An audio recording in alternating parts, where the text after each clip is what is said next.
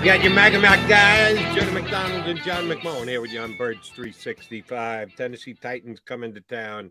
And we talked about last segment with Martin, John. Maybe the Eagles are catching them on the wrong week. I know I caught them on the wrong week last week. I thought Tennessee was the best play of the week, trying to abstract revenge from last year's playoff loss against Cincinnati. And to the Bengals' credit, they just took it to them. They beat them fair and square. They got the better of them. They did have a strategy to stop Derrick Henry that worked, one that neither you nor I have faith that Jonathan Gannon will deploy this week, which is dare the quarterback to beat them and just load up the box. What was it you said earlier in the show? You can stop anybody running if you want to commit enough guys. You can stop an army if you want, but then you leave yourself open for attacks elsewhere. The Eagles aren't going to do that this week. So you got a very motivated Tennessee Titan team coming in that haven't given up 20 points or more any time in the last 8 weeks. That's a pretty good run to go 8 straight weeks without giving up more than 20 points.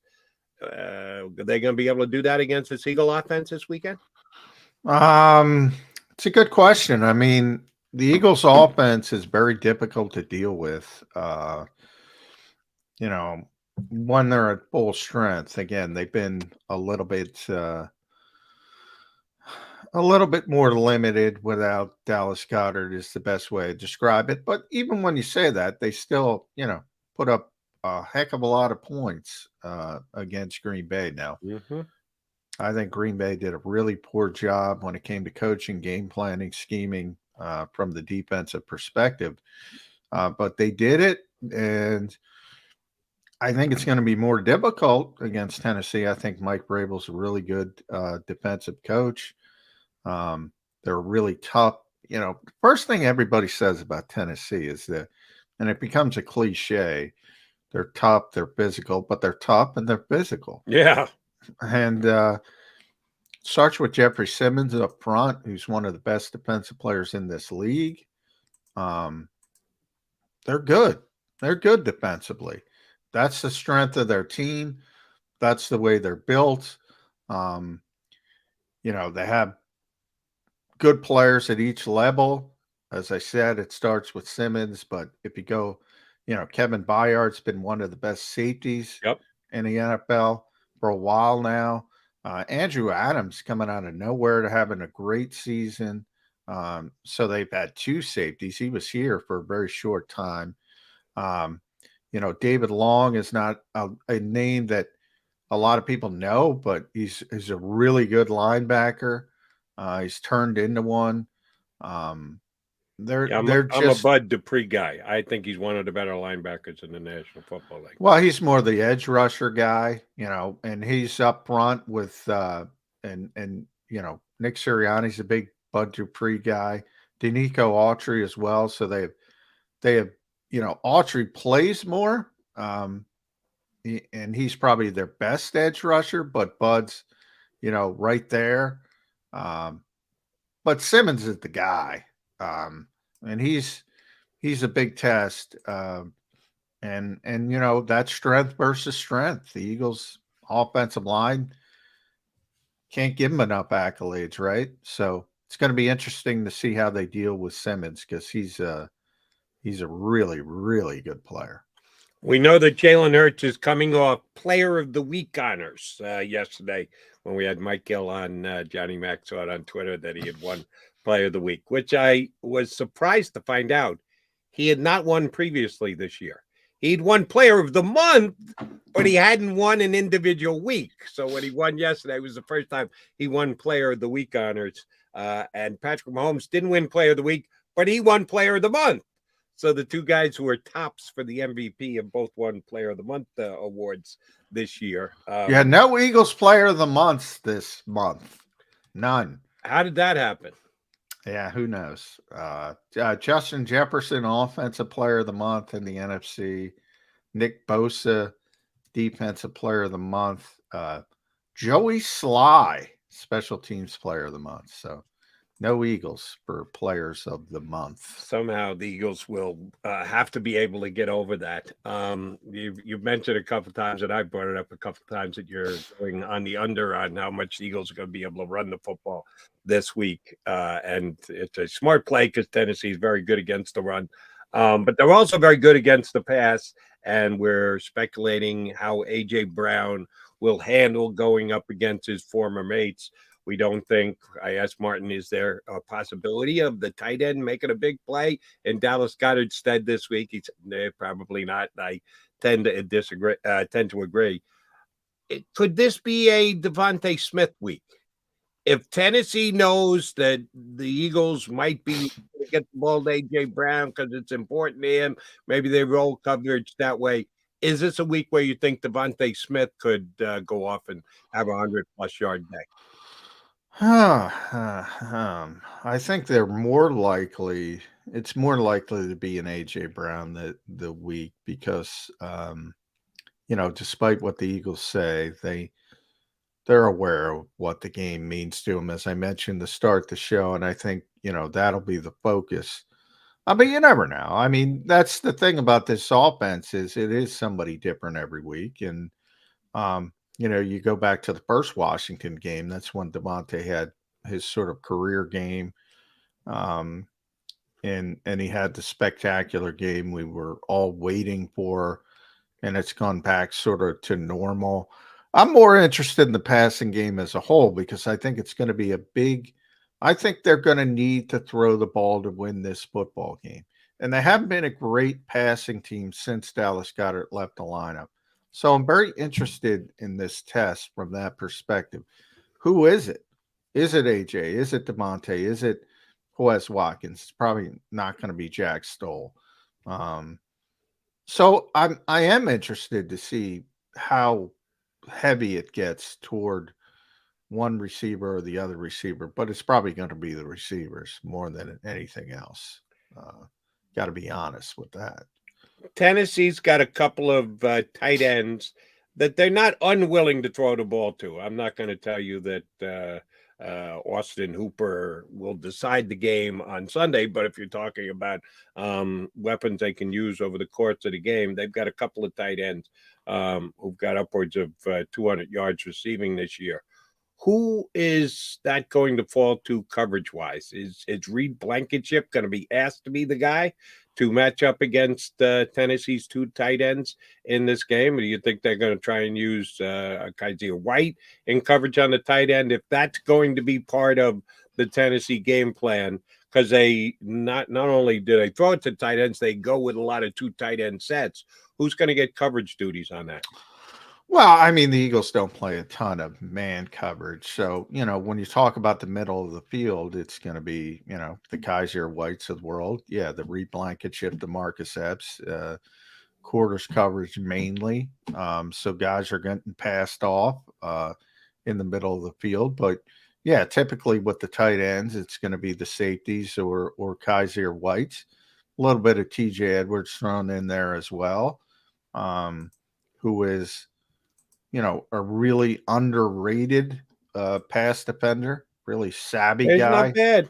He Yeah. is not a bad No. defender, pass defender. And people won't admit it, but he does it each and every week. It's one of those things where you're not going to say, hey, Kaiser, go shut down Austin Hooper or Marcus Epps. Obviously, C.J. Gardner-Johnson would be a big impact on that as well. But yeah, I mean, the Eagles have been very good with pass coverage by and large. They weren't great last week. And, kind of understandable when you lose CJ in the game. Also, that Avonte Maddox injury, I've been talking for a while now. That's a big injury that we don't talk about enough. We talk about it probably more than anybody, and we don't talk about it enough. Other people don't talk about it at all.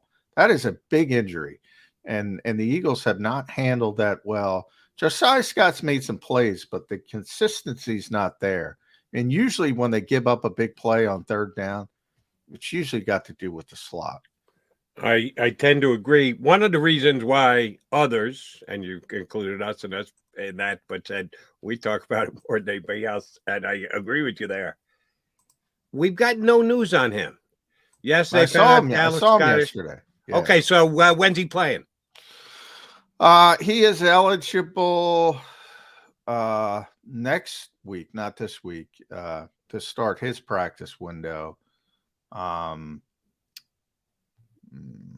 That, I remember seeing it because I saw it in real time. I said, oof, that's going to be an issue, that hamstring.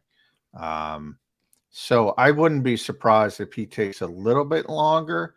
But the fact that I saw him, that was the first time yesterday I've seen him since he got hurt. Okay, that's a good sign. That's a good sign.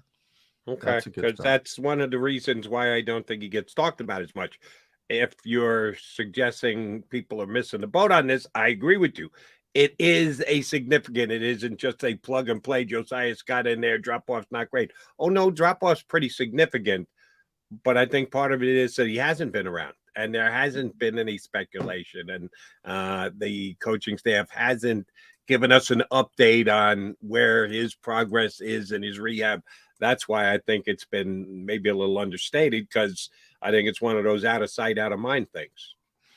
Yeah, and it shouldn't be, because he should be in everybody's mind, because the fact that he's out of sight means Josiah's been out there. And like I said, he's he had the interception. He's made some big plays.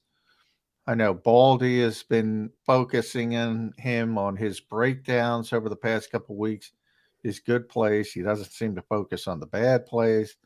In Indianapolis, and they didn't throw the ball a ton, but when they had big plays, they were all against Josiah Scott in the slot.